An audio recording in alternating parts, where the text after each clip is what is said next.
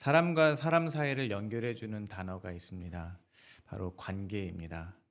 국어사전을 찾아보았습니다. 둘 이상의 사람, 사물, 현상 따위가 서로 관련을 맺거나 관련이 있음이라고 정의를 내리고 있었습니다. 사람과 사람 사이의 관계는 보이지 않지만 매우 강력한 유대감이 있는 것 같습니다. 저희 아이가 초등학교에 입학을 해서 처음 겪게 되는 사회생활도 역시 관계였습니다. 그 어린아이들이 모인 곳에서도 더 친한 친구가 생겼고 덜 친한 친구가 생겼습니다. 심지어는 적대적인 친구들도 생겼습니다. 그만큼 사람들은 관계 속에서 살아간다는 것입니다. 그리고 사람들은 이 관계에 많이 의지하는 것 같습니다. 그래서 다른 모든 상황은 너무나 평범하고 심지어 다른 사람이 보기에 풍요롭기까지 할지라도 관계가 어려워지면 가정을 파괴하기도 하고 심지어 목숨을 포기하기도 하는 것 같습니다.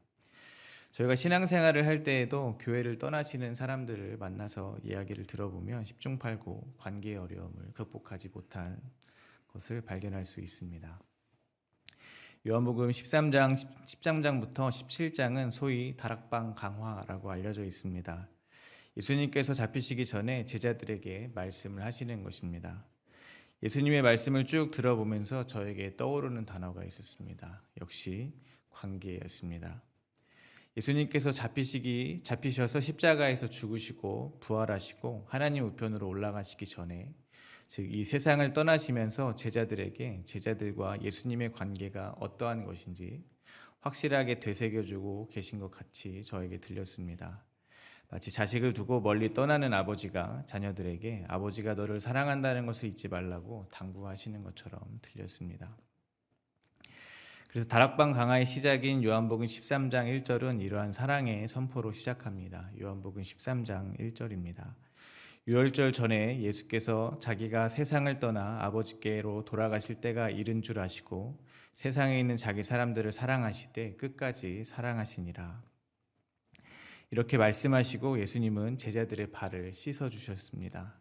그리고 마음에 근심을 하는 제자들에게, 즉 스스로 평안을 만들 수 없는 제자들에게 성령을 보내주셔서 이 세상이 줄 수 없는 평안, 즉 주님만 주실 수 있는 평안을 주시겠다고 약속해 주셨습니다. 그리고 오늘 본문인 요한복음 15장에서 예수님과 이 세상에 남게 될 제자들, 즉 저희와 같은 성도들과의 관계를 한 가지 비유로, 그림으로 설명해 주고 계시는 것입니다. 바로 포도나무와 가지의 비유입니다. 1절입니다. 다 같이 읽겠습니다. 나는 참 포도나무요 내 아버지는 농부라. 구약 성경에 보면 이스라엘 백성을 포도나무로 비유합니다. 그들은 하나님께서 하나님의 포도원에 심고 가꾸신 귀한 포도나무였습니다. 그러나 구약의 이스라엘 백성들은 하나님이 기대하시던 좋은 포도나무를 열매 맺지 못했습니다. 이사야 5장 2절입니다. 땅을 파서 돌을 제하고 극상품 포도나무를 심었도다.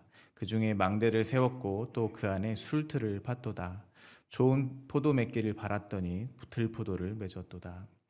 또한 예레미야 2장 21절입니다. 내가 너를 순전한 참 종자 곧 귀한 포도나무로 심었거늘 내게 대하여 이방 포도나무의 악한 가지가 됨은 어찌미냐. 하나님께서 이스라엘을 극상품 포도나무로 심으셨습니다. 하나님께서 이스라엘 백성이 좋은 열매 맺기를 바라셨던 것입니다. 하나님께서 이스라엘에게 원했던 열매는 이스라엘 백성이 하나님 백성다운 삶을 사는 것이었을 것입니다. 하나님의 백성다운 삶이 무엇이겠습니까? 하나님만 의지하고 사는 백성입니다.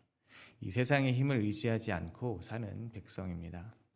그런데 이스라엘 백성들이 들포도를 맺었다는 것입니다. 하나님이 원하시는 열매를 맺지 못한 것입니다. 오히려 이방 포도나무의 악한 가지가 되었다고 하십니다. 쉽게 말해서 이방 국가들의 사람들과 다를 바 없이 살았다는 것입니다. 이방 국가들이 왜 하나님께 악하다고 평가를 받았겠습니까? 그들이 정말 매일 범죄만 저질렀을까요? 아닙니다. 이스라엘의 주변 국가들은 강대국들이었습니다. 강대국은 그야말로 경제적으로 풍요롭고 문화가 발달했으며 군사와 정치가 발전했다는 말입니다. 당연히 그들 사회는 도덕과 윤리가 발전했을 것입니다. 그럼에도 불구하고 그들은 하나님께 대하여 악하다는 평가를 받는 것입니다. 왜냐하면 그들은 하나님이 아닌 이 세상의 힘을 추구하며 살았기 때문입니다.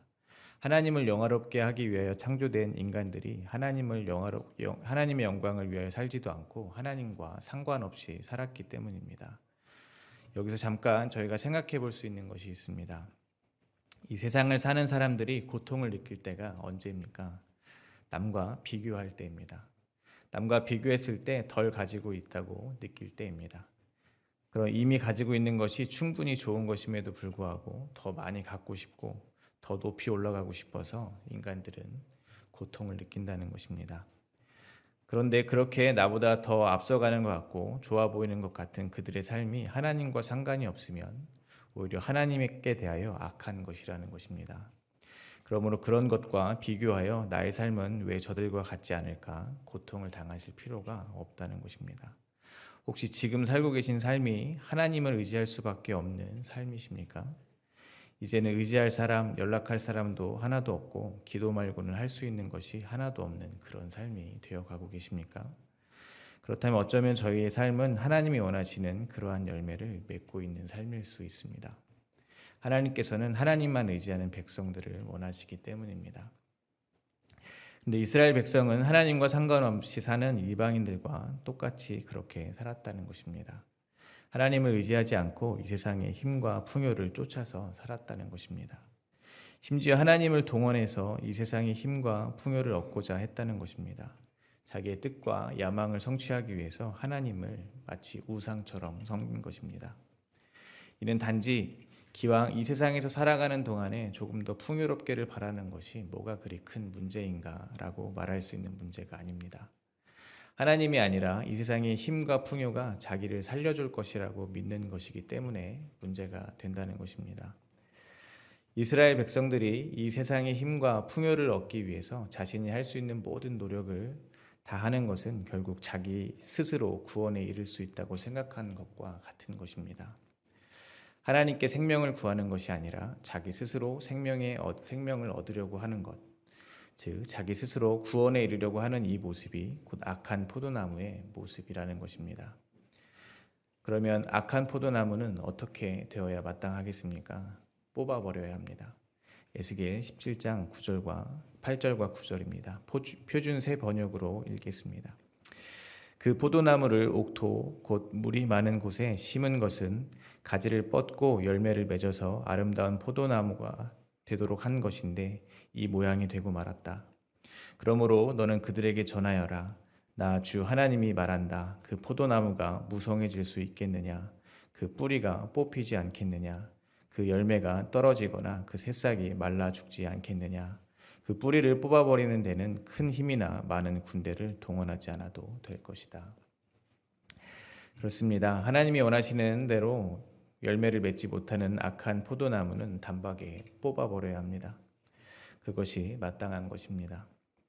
그런데 이러한 모습이 지금 예수님께서 활동하고 계시는 이스라엘의 모습이라는 것입니다. 성경에 영생에 있는 것을 알고 열심히 연구했지만 예수님께서 하나님이 보내신 메시아임을 알아보지도 못하는 유대 지도자들의 모습이었습니다. 하늘의 떡으로 오신 예수님께는 관심이 없고 예수님이 주시는 이 세상 떡에만 관심이 있는 유대인들의 모습이었습니다. 예수님의 힘을 이용해서 군사적, 정치적, 다윗 왕국의 회복을 꿈꾸던 제자들의 모습이었습니다.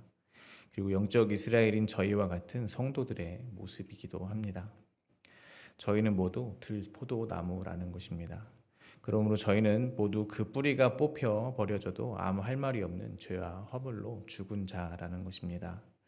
들포도나무인 저희가 살 수 있는 방법은 이제 하나밖에 없습니다. 참 포도나무 줄기에 접붙여지는 것입니다. 그런데 오늘 본문 1절에서 예수님께서 나는 참 포도나무라고 말씀을 하고 계시는 것입니다. 그 말은 예수님 말고는 다른 것은 다 참 포도나무가 아니라는 말씀을 하고 계시는 것입니다. 예수님만이 하나님 아버지가 원하시는 포도 열매를 맺을 수 있다고 하시는 말입니다. 다시 말씀드리지만 하나님 아버지께서 원하시는 열매를 맺어야 하나님이 뽑아버리지 않습니다. 쉽게 말해서 죽지 않고 영원히 살 수 있습니다. 그러므로 예수님께서 나는 참 포도나무라고 말씀하시는 것은 예수님께만 생명이 있다라고 말씀하시는 것과 동일합니다. 그러므로 나는 참 포도나무라고 하시는 이 말씀은 예수님 자신만 길이요 진리요 생명이라라고 말씀하시는 것과 같습니다. 예수님만이 길이요 진리요 생명이십니다. 믿으십니까? 네. 그럼 이제 세상은 둘로 나누어집니다. 참 포도나무에 접붙임 당한 자와 접붙임 당하지 않은 자입니다. 즉 참 포도나무이신 예수님과 관계가 있는 자와 관계가 없는 자입니다. 참 포도나무이신 예수님과 관계가 있는 자들은 영생을 얻는 것입니다. 그러나 참 포도나무이신 예수님과 관계가 없는 자들은 영생을 얻지 못하게 됩니다. 그러므로 저희는 반드시 참 포도나무이신 예수님과 관계가 있어야 하는 것입니다. 있어도 그만 없어도 그만이라는 생각으로 신앙생활을 할 수 없다는 것입니다. 그리고 저희는 참 포도나무이신 예수님과 지금 어떤 관계인지 돌아보게 되시기를 바랍니다. 예수님은 참 포도나무이신 예수님과 관계가 있는 자들은 반드시 열매를 맺게 될 것이라고 말씀하십니다. 2절입니다. 다 함께 읽겠습니다. 무릇 내게 붙어 있어 열매를 맺지 아니하는 가지는 아버지께서 그것을 제거해 버리시고 무릇 열매를 맺는 가지는 더 열매를 맺게 하려 하여 그것을 깨끗하게 하시느니라. 아멘. 예수님은 오늘 본문 5절에서 예수님 제자들에게 너희는 가지라고 말씀하여 주셨습니다. 그러니까 오늘 이 비유에서 예수님은 참 포도나무시고 하나님 아버지는 농부이시고 저희는 가지입니다. 그런데 이 가지가 두 가지 종류로 구분이 되는 것입니다. 한 가지는 열매를 맺지 못하는 가지입니다. 열매를 맺지 못하는 가지가 열매를 맺지 못하는 이유는 오늘 본문 6절에 기록된 것처럼 예수님 안에 거하지 못했기 때문입니다. 예수님 안에 거하지 못한다는 것은 쉽게 말해서 예수님을 믿지 않는다는 것입니다. 예수님을 믿지 못하는 것은 그에게 성령이 임하지 않았기 때문입니다. 성령이 임하지 않은 것은 곧 그가 창세전에 택함을 받지 못했다는 뜻입니다. 그런데 그러한 가지가 지금 예수님과 함께 있습니다. 예수님은 소위 다락방 강화를 시작하시면서 제자들에게 선포하신 것이 있습니다. 예수님은 예수님께서 택한 자들이 누구인지 모두 다 알고 계신다는 것입니다. 그리고 너희는 모두 목욕하였으므로 온몸이 깨끗하다고 말씀하셔 주셨습니다. 목욕을 하였다는 것은 예수님의 십자가 보혈로 완전히 정결하게 되어지는 것을 말하는 것입니다. 그러나 이 말씀을 하실 때는 아직 십자가를 지시기 전이므로 목욕을 하여 깨끗해진 것은 창세전에 택함을 받아서 의롭다 칭함을 받은 것을 말하는 것입니다. 왜냐하면 그들에게 주어진 십자가의 언약은 예수님에 의해서 반드시 성취될 것이기 때문입니다. 그러나 그 자리에 함께 있는 제자들 모두 다는 아니라고 말씀하셨습니다. 이는 예수님을 팔자인 가룟 유다를 가리켜서 말씀하신 것입니다. 가룟 유다는 지금 예수님과 함께 하고 있지만 택함을 받지 않았다는 것입니다. 그러므로 요한복음 13장부터 이어지는 예수님의 말씀의 맥락으로 볼 때 오늘 본문에 열매를 맺지 못하는 가지는 바로 가룟 유다와 같이 택함을 받지 못한 자들을 말씀하고 계시는 것입니다. 알곡과 쭉정이가 같이 자라는 밭을 보신 적이 있으십니까? 알곡보다 쭉정이의 성장 속도가 월등히 빠릅니다. 그리고 여기저기 참 많이도 자랍니다. 당연히 알곡이 자라가는데 쭉정이가 있으면 불편하고 힘듭니다. 마찬가지로 택함을 받은 자들 사이에 택함을 받지 못한 자들이 함께 신앙생활하고 있다는 것입니다. 그러나 그들의 역할은 분명합니다. 저희에게 임하신 하나님의 뜻을 온전히 이루기 위해서입니다. 예수님을 팔 것을 아시면서도 가룟 유다를 제자로 부르신 이유와 동일할 것입니다. 하나님은 하나님과 본질상 동일하시지만 하나님과 동등됨을 취하시지 않고 즉 자기를 부인하고 십자가에서 죽기까지 순종하라 하시는 하나님의 뜻을 온전히 이루기 위하여 예수님은 가룟 유다를 자기 곁에 두셨습니다. 그러나 열매를 맺지 못하는 가지들은 그 역할과 쓰임이 다하면 농부이신 하나님 아버지께서 결국 제거해 버리신다는 것입니다. 그리고 참 포도나무에 붙어있는 또 하나의 가지는 열매를 맺는 가지입니다. 농부이신 하나님 아버지께서 열매를 맺지 못하는 가지는 제거하시지만 열매를 맺는 가지는 더 열매를 맺게 하기 위해서 깨끗하게 손질하신다는 것입니다. 열매를 맺지 못하는 가지가 택함을 받지 못한 가룟 유다를 가리켰다면 열매를 맺는 가지는 당연히 택함을 받은 나머지 제자들을 가리키시는 것입니다. 또 택함을 받은 저희 같은 성도들입니다. 하나님 아버지께서 저희 같이 택함을 받은 성도들을 신앙생활 가운데 더 열매 맺게 하기 위하여 깨끗하게 손질해 주신다는 것입니다. 이를 통해서 먼저 들포도나무였던 저희를 참포도나무에 접붙여 열매 맺게 하시는 주님의 은혜를 깨닫게 됩니다. 저희는 처음에도 나누었듯이 하나님이 원하시는 열매를 맺을 수 없는 이방의 악한 포도나무였습니다. 그런 저희를 택하셔서 참 포도나무이신 예수님께 접붙여 주셨다는 것입니다. 저희가 잘 아는 말로 저희가 아직 죄인 되었을 때, 즉 하나님의 원수인 저희들에게 무조건적인 은혜를 부어 주신 것입니다. 그러므로 저희는 저희의 정체성을 잊지 말아야 됩니다. 성령이 임한 저희의 정체성은 이제 참포도나무에 열매를 맺는 가지입니다. 그 말은 열매를 못 맺을 일이 절대로 없다는 것입니다. 에베소서 1장 3절부터 6절입니다. 다 같이 읽겠습니다. 찬송하리로다. 하나님 곧 우리 주 예수 그리스도의 아버지께서 그리스도 안에서 하늘에 속한 모든 신령한 복을 우리에게 주시되 곧 창세전에 그리스도 안에서 우리를 택하사 우리로 사랑 안에서 그 앞에 거룩하고 흠이 없게 하시려고 그 기쁘신 뜻대로 우리를 예정하사 예수 그리스도로 말미암아 자기의 아들들이 되게 하셨으니 이는 그가 사랑하시는 자 안에서 우리에게 거저 주시는 바 그의 은혜의 영광을 찬송하게 하려는 것이라. 아멘. 이것이 우리 예수님께서 포도나무의 비유를 통해서 말씀하고 계시는 저희들과 예수님과의 관계입니다. 저희는 이미 예수 그리스도 안에서 하늘에 속한 모든 신령한 복을 받았습니다. 창세전에 저희를 택하여 주신 것입니다. 그리고 그 기쁘신 뜻대로 저희를 예정하셨고 그리스도 안에서 아들들이 되게 하셔서 거저 주신 그의 은혜의 영광을 찬송하게 하신다는 것입니다. 참포도나무이신 예수님께 저희를 접붙여서 하나님 아버지께 영광을 돌리는 열매를 맺게 하시겠다는 것입니다. 그러므로 저희는 택함을 받은 성도로서 참포도나무 가지에서 떨어질까 봐 더 이상 두려워해서는 안 될 것입니다. 가지가 줄기를 붙잡고 있는 것이 아닙니다. 줄기가 가지를 붙잡고 있는 것입니다. 저희가 먼저 하나님을 사랑한 것이 아닙니다. 하나님이 저희를 먼저 사랑해 주신 것입니다. 주님은 저희를 사랑하시되 끝까지 놓지 않고 사랑하실 것을 믿으시기를 바랍니다. 이어서 3절입니다. 너희는 내가 일러준 말로 이미 깨끗하여졌으니. 3절을 통해서 알 수 있는 것은 저희가 어떻게 해서 깨끗하게 되었는가 하는 것입니다. 반대로 말하면 제거되는 가지는 어떻게 해서 제거가 되는 것인가 하는 것입니다. 다락방 강해에서 알 수 있듯이 가룟 유다가 예수님을 떠나 밖으로 나가게 된 직접적인 계기는 예수님의 말씀 때문이었습니다. 요한복음 13장 27절입니다. 조각을 받은 후 사탄이 그 속에 들어간지라 이에 예수께서 유다에게 이르시되 내가 하는 일을 속히 하라 하시니. 가룟 유다는 예수님의 이 말씀을 기점으로 예수님을 떠나 밤을 향하여 나아갔습니다. 더 근본적으로는 예수님의 신령하고 신기한 능력과 힘을 이용해서 이 땅의 다윗 왕국을 회복하고자 했던 가룟 유다에게 자기가 예루살렘에 올라가 장로들과 대제사장들과 서기관들에게 많은 고난을 받고 죽임을 당하고 제3일에 살아나야 한다는 예수님의 말씀이 선포되자 택함받은 성도인 척했지만 가룟 유다는 결국 택함받지 않은 성도였음이 드러난 것입니다. 예수님은 자신이 하는 말은 자기의 말이 아니고 하나님 아버지의 말씀이라고 하셨습니다. 그러므로 이러한 그림이 그려집니다.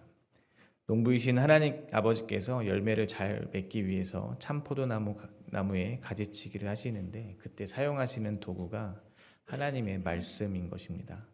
그러니까 말씀이 선포되면 제자인 척했지만 결국 열매를 맺지 못하는 가지임이 폭로되는 사람들이 있고 말씀이 그 안에서 거하게 되어서 회개하고 주님께 돌아오는 사람들이 있다는 것입니다. 말씀으로 깨끗하게 되는 것입니다. 마찬가지로 지금 저희들의 신앙생활에서도 말씀은 그러한 역할을 하고 있다는 것입니다. 예를 들면 오늘 본문 4절과 5절 그리고 6절에서 예수님께서 계속 강조하시는 것이 있습니다. 바로 너희는 내 안에 있지 아니하면 스스로 열매 맺지 못한다라고 말씀하시는 것입니다. 예수님과 관계가 없는 사람은 아무것도 아니라고 말씀하시는 것입니다. 심지어 사람들이 모아다가 불에 던져버려도 할 말 없는 것이라고 말씀하시는 것입니다. 예수님 안에 거하지 않는 사람은 말라버린 가지처럼 생명이 없이 죽은 것과 마찬가지라고 말씀하시는 것입니다.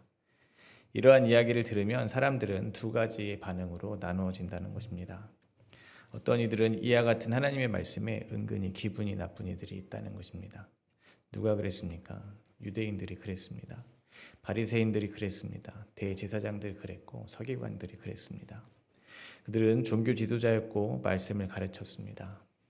바리새인 중에 바리새인이라고 자신을 말했던 사도 바울은 자신이 율법에 이르는 흠이 없는 자라고 말씀하셨습니다. 어디 바울만 그랬겠습니까? 모든 바리새인들이 바울 못지않은 열심으로 하나님이 기뻐하신다는 확신 안에서 신앙생활을 하고 있었을 것입니다. 근데 예수님이 오셔서 그 모든 것을 배설물로 여겨버리신 것입니다. 그들의 신앙이 틀렸다고 말씀하시는 것입니다. 고치는 것이 아니라 아예 잘못된 방향으로 가고 있다고 선포해 버리신 것입니다. 오늘 본문의 표현으로는 그들은 아무것도 아니며 오히려 사람들이 모아서 다 불에 던져버려야 하는 마른 가지라고 말씀하여 주신 것입니다. 그런데 그들은 예수님의 말씀 선포를 듣고 회개하고 돌아온 것이 아닙니다. 오히려 그들은 예수님을 잡아 죽이려고 했습니다. 그들이 표면적으로 내세운 이유는 예수님께서 하나님을 모독하는 신성모독의 죄를 저질렀다는 것입니다. 그러나 그들의 속마음은 진짜 무엇이겠습니까? 자신이 평생 걸고 지켜온 가치 있다고 믿어 의심치 않았던 자신의 신앙과 삶을 예수님이 부정했기 때문에 자존심이 상했던 겁니다. 그리고 예수님의 말씀은 그들이 지금 하나님을 사랑하는 제자인 척 온 세상을 속이고 살고 있었지만 사실은 하나님의 이름을 팔아서 자기 자신을 높이려 하는 가룟 유다와 같은 자들이라는 것을 폭로하셨던 겁니다. 자신이 참된 포도나무인 척하고 살고 있었던 자들에게 가셔서 말씀은 그들이 악한 이방의 포도나무요 들포도나무라는 것을 밝히 들춰내시는 것입니다. 그러나 이와 반대의 반응을 보이는 사람들도 있다는 것입니다. 예수님께서 너희는 아무 열매도 맺을 수가 없다라고 말씀하시면 예 맞습니다. 주님이 옳습니다. 라고 하는 사람들이 있다는 것입니다. 주님 저는 아무리 애를 써도 주님이 원하시는 그런 선한 열매를 절대 맺을 수가 없는 죄인입니다. 라고 고백하는 사람들이 있다는 것입니다. 남들이 보기에는 겉으로 아무리 선해 보이고 좋은 열매를 많이 맺는 것 같으나 자기의 마음 속에는 선한 것이 하나도 없음을 고백하고 회개하는 사람들이 있다는 것입니다. 그러므로 먼저 저희는 말씀 앞에서 도대체 어느 편에 서 있는 사람들인지 돌아보았으면 좋겠습니다. 저는 성도라면 예수님의 말씀에 주님 저는 선한 것이 하나도 없습니다 라고 고백해야 한다고 믿습니다. 예수님께 접붙임 당하는 것 말고는 가능성이 없는 자들, 예수님을 떠나서는 아무것도 할 수 없다고 고백하는 자들이 참 제자라고 저는 믿습니다. 만약 사람에게 하나님이 보시기에 선한 것이 단 하나라도 있다면 어떻게 되겠습니까? 예수님은 십자가에서 죽지 않으셔도 됩니다. 그렇지 않습니까? 만약 저에게 단 하나의 가능성만 있더라도 농부이신 하나님 아버지께서는 저희를 참 포도나무에 접붙이실 필요가 없습니다. 접붙이는 대신 저희를 직접 땅에 심으시고 참 포도나무로 길러내셨을 것입니다. 하나님께서는 저희 안에 있는 단 1%의 선함을 발전시키시고 훈련시키셔서 하나님이 원하시는 열매를 맺을 수 있는 전지전능한 농부이시기 때문입니다. 쉽게 말해서 저희 안에 하나님이 인정하실 만한, 즉 저희를 구원할 수 있을 만큼의 선함이 단 1%라도 존재한다면 저희는 예수님을 믿을 필요가 없다는 것입니다. 저희 안에 존재하는 구원의 가능성을 믿고 발전시키면 되기 때문입니다. 그러나 오늘 본문에서 예수님께서 계속 말씀하시는 바와 같이 예수님을 떠나서는 저희는 아무것도 할 수가 없습니다. 어려서부터 생각하는 모든 계획이 그저 악할 뿐입니다. 그래서 저에게 유일한 소망은 참 포도나무이신 예수님께 접붙임을 당하는 것뿐인 것입니다. 그런데 저에게 그 말도 안 되는 은혜가 부어진 것입니다. 전적으로 타락한 죄인들에게 불가항력적인 은혜가 무조건적인 선택에 의해서 부어진 것입니다. 그리고 농부이신 하나님께서 저의 삶을 손질하시며 참 포도나무에 어울리는 자로, 즉 그리스도의 장성한 분량까지 지금 인도해 가고 계시는 것입니다. 이것이 저희와 예수님과의 관계입니다. 이것이 예수님은 참 포도나무시며 하나님은 아버지는 농부이시고 저희는 가지라는 관계 안에 들어있는 내용이라는 것입니다.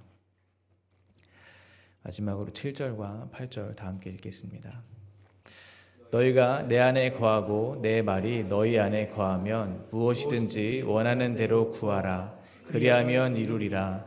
너희가 열매를 많이 맺으면 내 아버지께서 영광을 받으실 것이요 너희는 내 제자가 되리라. 예수님은 너희가 내 안에 거하고 내 말이 너희 안에 거하면 무엇이든지 원하는 대로 구하라고 말씀하십니다.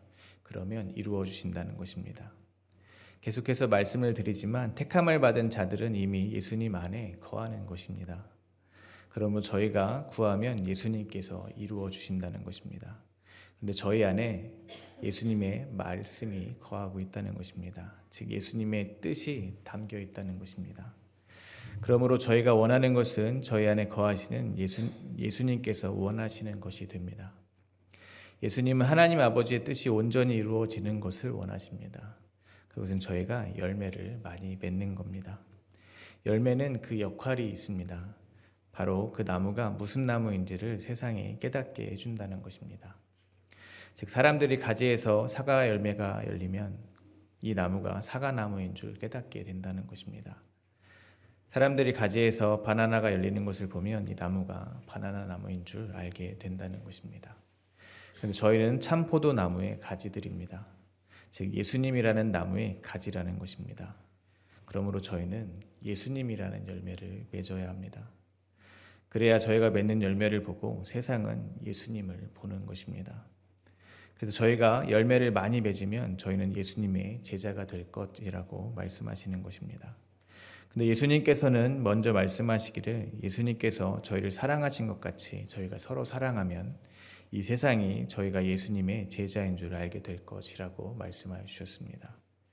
그러므로 예수님께서 저희 안에 소원을 두시고 간절히 원하시고 구하시는 것, 즉 저희에게 많이 맺기를 바라시는 그 열매는 저희가 서로 사랑하는 것입니다.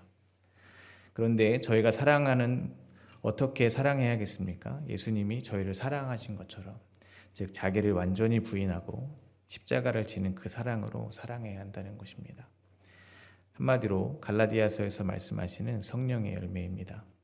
갈라디아서 5장 22절부터 24절 다 함께 읽겠습니다.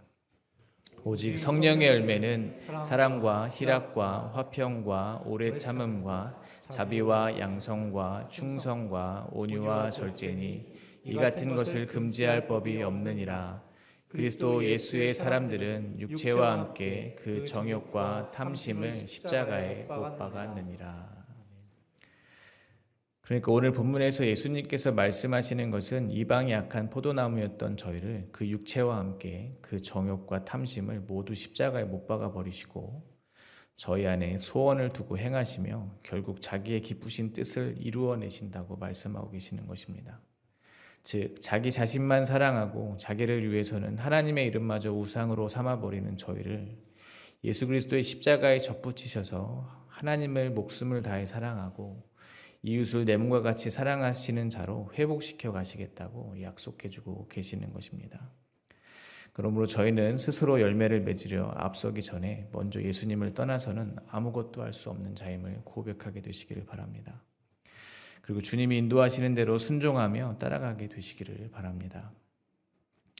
예수 그리스도 안에 거하는 그 관계 속에서 저희 안에 거하는 말씀을 따라 순종하는 삶을 살아갈 때 저희는 자기 부인과 십자가의 열매를 반드시 맺게 될 것입니다. 저의 삶에는 이웃을 향한 용서와 사랑이 있게 될 것입니다. 세상은 이해할 수도 상상할 수도 없는 평안을 비로소 누리게 될 것입니다. 말씀을 맺겠습니다. 농부이신 하나님 아버지께서 열매를 맺는 가지인 저희를 더 많은 열매를 맺도록 깨끗하게 손질해 주실 것입니다. 즉 저희 안에 오래 참지 못하는 부분을 잘라내시는 것입니다. 충성하지 못하는 부분을 잘라내시는 것입니다. 절제하지 못하고 온유하지 못하는 부분을 모두 깨끗하게 잘라내시는 것입니다. 저희 안에 가득한 육체의 정욕과 탐심을 또 저희의 그러한 인격들을 모두 깨끗하게 손질해 가시는 것입니다. 그것이 하나님께서 인도하시는 저희들의 신앙생활이라는 것입니다. 그런데 안타깝게도 저희의 경험상 저희는 순순히 잘리질 않습니다. 저의 자아는 끊임없이 저항하며 어떻게 해서라도 자기 것을 남기려고 지키려고 애를 씁니다. 그러나 저의 바람은 여전히 하나님께 순종하는 것입니다. 그래서 주께서 저희를 사망의 음침한 골짜기를 지나게 하실지라도 원수의 목전에 보낸다 하실지라도 여호와는 나의 목자시니 내가 부족함이 없으리로다 하고 고백하고 싶습니다. 그렇지 않습니까? 근데 그때 필요한 것이 저는 기도라고 생각합니다. 저희가 원하고 바라고 기대하는 것이 주님이 원하고 바라고 기대하는 것과 완벽하게 일치되어 가는 것을 저희는 기도해야 된다고 생각합니다. 참 포도나무 가지다운 가지가 되기를 바라는 마음으로 하나님을 목숨을 다해 사랑하고 이웃을 내 몸과 같이 사랑하는 예수님의 참 제자가 되기는 마음으로 어떤 수도사의 기도문을 함께 나누고자 합니다. 16세기 아벨라 데레사라는 수도사의 기도입니다. 다 같이 함께 읽었으면 좋겠습니다. 함께 고백하겠습니다. 오 예수님, 저를 구원해 주십시오. 사랑받으려는 갈망으로부터, 칭송받으려는 갈망으로부터, 높임 받으려는 갈망으로부터, 선호받으려는 갈망으로부터, 의논의 대상이 되려는 갈망으로부터, 승인 받으려는 갈망으로부터, 인기 얻으려는 갈망으로부터 구해 주십시오. 오 예수님, 저를 구원해 주십시오. 모욕당하는 것을 두려워하는 마음으로부터, 멸시당하는 것을 두려워하는 마음으로부터, 꾸중듣기를 두려워하는 마음으로부터, 잊혀지는 것을 두려워하는 마음으로부터, 잘못될까 두려워하는 마음으로부터, 비웃음 당할까 두려워하는 마음으로부터, 다른 사람이 저보다 더 사랑받는 것을 두려워하는 마음으로부터 구해 주십시오. 예수님 은혜 주셔서 이런 갈망 갖게 하소서.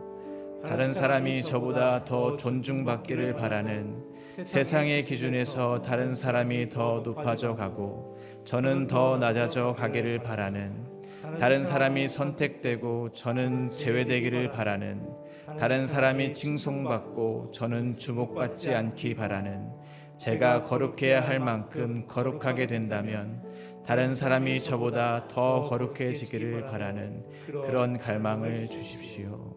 아멘. 이렇게 기도하며 주님이 원하시는 열매를 맺는 삶으로 인도되어 가기를 간절히 소망합니다.